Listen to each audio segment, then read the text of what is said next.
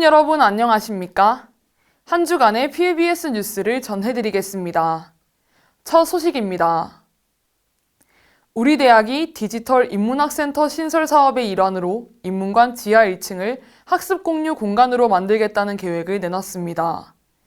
기존 인문관 학생회실과 12학과 과방의 개편을 전제로 추진하는 것인데 이 과정에서 일반 학생들의 의견을 제대로 수렴하지 않았다는 지적과 함께 반발이 확산되고 있습니다. 이혜원 기자가 보도합니다.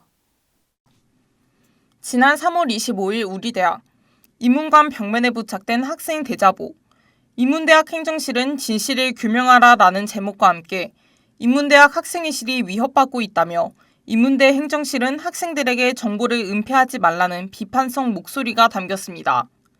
채널 PNU 취재에 따르면 인문대학 행정실은 지난해 말부터 인문관 지하 1층을 학습 공유 공간인 복합 러닝 커먼스로 재구성하려는 계획을 세우고 있었던 것으로 파악됩니다.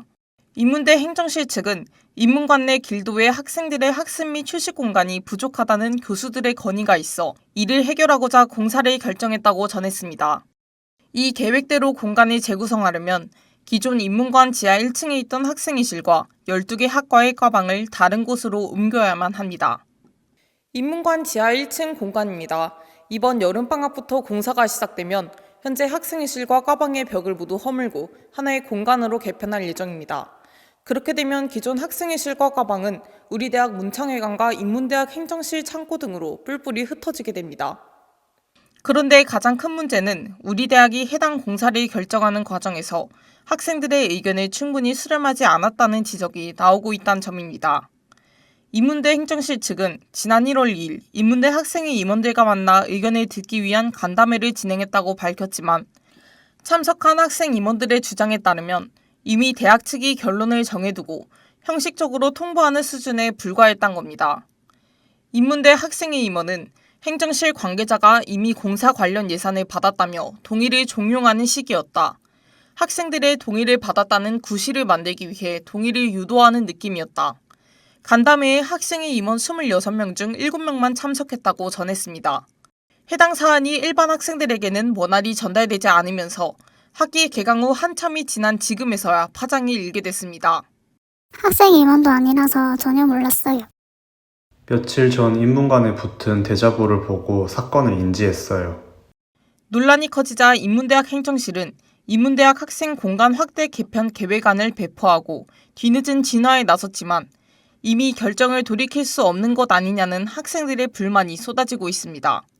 이에 대해 인문대 행정실 측은 사업 동의는 이미 받았기 때문에 진행할 예정이라며 세부 공사 계획에 관한 학생 의견은 지속해서 받을 계획이라고 전했습니다. 한편 새롭게 조성된 공간 디자인이 알려지면서 일부 학생들 사이에선 긍정적인 평가도 나오고 있는 상황. 앞으로도 과방 개편을 둘러싼 후폭풍은 여전할 것으로 보입니다. PBS 뉴스 이혜원입니다. 전자기기 사용이 비교적 자유로운 대학 수업에선 나중에 강의 내용을 다시 듣기 위해 수업 중에 녹음을 하는 학생들이 많은데요. 담당 교수와의 사전 논의 없이 수업을 녹음한 파일을 무단으로 공유하거나 심지어는 사고 파는 악용 사례가 빗발치면서 제재가 필요하다는 목소리가 나옵니다. 송채은 기자입니다.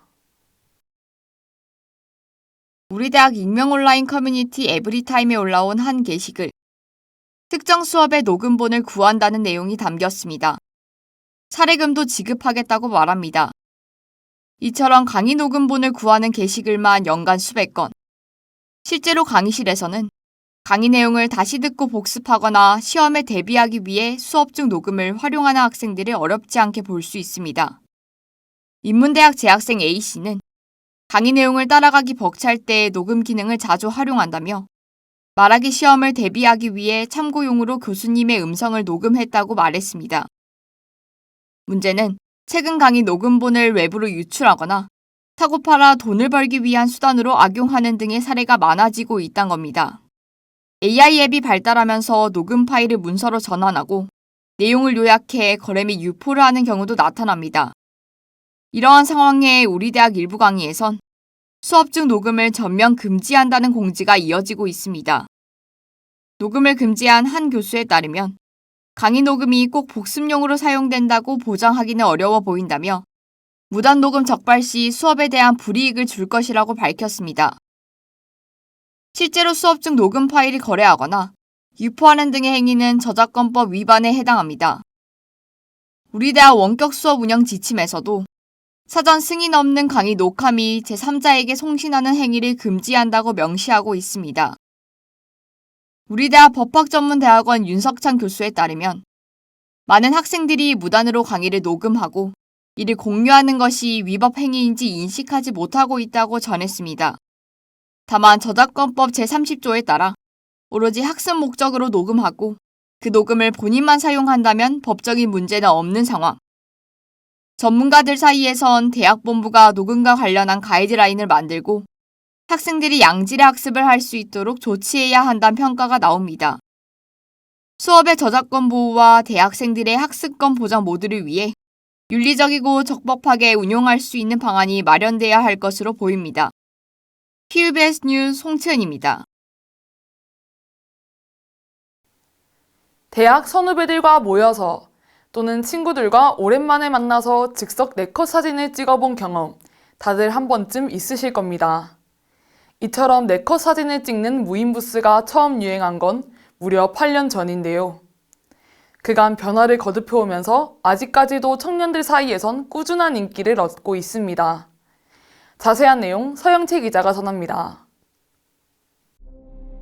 우리 대학 앞 부산대학로에 줄지어선 네컷 사진 가게들. 촬영 부스 앞에는 사진을 찍고 간 이들의 흔적이 가득합니다. 청년들이 많이 모이는 상권을 중심으로 무인 촬영 부스가 등장한 지 어느덧 8년째. 네컷 사진 촬영은 잠깐 스쳐 지나가는 유행이 아니라 하나의 청년 문화로 자리 잡았습니다. 저는 그 친구들 만날 때마다 항상 사진을 좀 찍는 편이라서 그거를 집에다 좀 보관해두고 있어요. 이제는 친구들하고 놀고 나서 사진 안 찍으면은 살짝 허전함이 남는 것 같아요. 이렇듯 네컷 사진이 오랜 인기를 유지하고 있는 이유로는 이들이 꾸준하게 다양한 변화를 시도하면서 놀이 문화를 선도하고 있기 때문이란 분석이 나옵니다.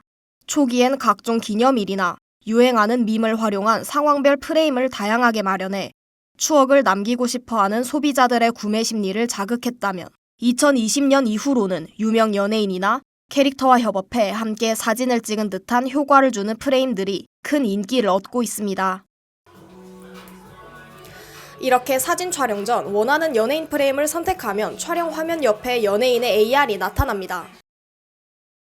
이렇듯 팬덤 문화를 겨냥한 마케팅이 큰 인기를 얻으면서 혼자 네컷 사진을 촬영하는 경우도 많아졌습니다. 최근엔 또 다른 변화도 두드러집니다. 촬영 공간 자체를 하나의 컨셉 스튜디오처럼 꾸며 이색 사진을 찍을 수 있는 공간을 마련하는 시기입니다. 비행기에서 찍는 컨셉이 있었는데 그게 가장 인상 깊었던 것 같아요. 뿐만 아니라 전용 앱 등을 활용해 직접 프레임을 제작하는 사례도 늘어나는 추세입니다.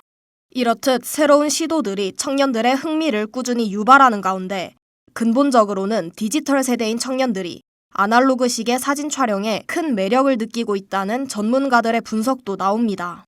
서울대 김난도 교수는 고도로 문명화된 사회에서는 불완전함이 갖는 미학의 매력을 느끼게 된다며 Z세대가 옛것에서 신선함을 찾으면서 아날로그에 이끌리게 된 것이라고 분석했습니다. 단순한 유행을 넘어 10년에 가까운 시간 동안 청년들의 필수 코스로 자리 잡은 네컷 사진. 추억을 담아내는 청년들의 문화가 앞으로도 새로운 양상으로 이어질지 주목됩니다. PBS 뉴스 서영채입니다. 우리 대학 의대생들이 올해 1학기 모두 복학 신청을 한 것으로 확인됐습니다. 지난 3월 19일 의대생 600여 명에 대한 휴학계를 반려하고 복학할 것을 독려한 우리 대학은 31일 의대생 전원이 복학했다고 밝혔습니다. 의대 측은 원활한 학사 운영을 위해 복귀 후 대응 방안을 논의 중입니다. 부산대 언론사 채널 PNU가 2025학년도 첫 독자권익위원회를 열었습니다. 지난 3월 27일 채널 PNU 세미나실에 모인 독자위원들은 채널 PNU가 보도한 통합격차 기사에 공감하고 뉴스레터의 경쟁력 확보의 필요성을 강조하는 등 개강 후 채널 PNU 콘텐츠에 대해 심도 있는 평가를 내놨습니다. 이상으로 PBS 뉴스를 마치겠습니다. 시청해주신 효원인 여러분, 감사합니다.